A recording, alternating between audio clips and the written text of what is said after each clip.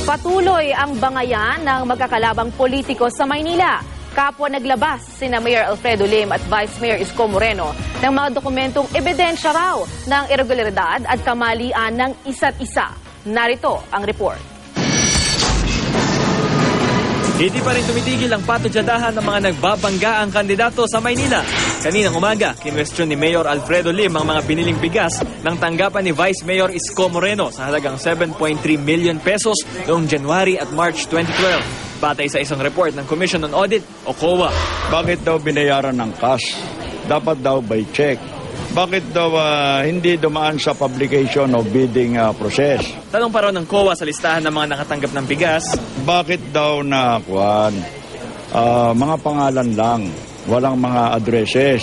In their findings, parang ang lumalabas na pumirma, isang tao lang daw ang handwriting.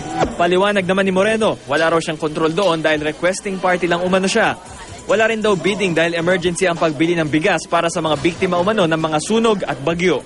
Balik pa ni Moreno, hindi naman lalabas ang pera kung hindi pirmado ng alkaldeng si Lim. Kung yun ay illegal, ba't niya pinayagan? Kaya ako nagtataka Sarili niyang multo, ibinabato niya sa iba. Hindi naman sinagot ni Moreno ang tungkol sa mga pangalan ng nabigyan ng tulong na naipaliwanag na raw ng kanyang mga abogado sa COA at wala na umanong problema. Ang COA, wala pang tugon sa issue. Kaya ako nagtataka kumbaga sa kanta bakit ngayon ka lang? Kasunod ang issue sa pagbili ng bigas, naglabas naman ng kopya si Moreno ng isang privileged speech ni Lim sa Senado noong 2006. Siya mismo nagsasabi na walang kasalanan si Erap, walang krimen na ginawa. Today, he keeps on saying, si Erap plunderer, si Erap magnanakaw, si Erap walang niya, si Erap demonyo.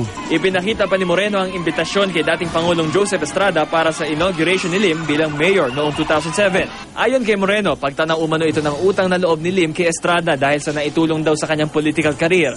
Bukas, sasagutin daw ni Lim ang issue sa sulat at privilege speech. Dahil kung hindi ko naman sasagutin yung mga sinasabi nila, baka isipin ng tao, totoo. Para sa saksi, Bam Alegre, nag-uulat.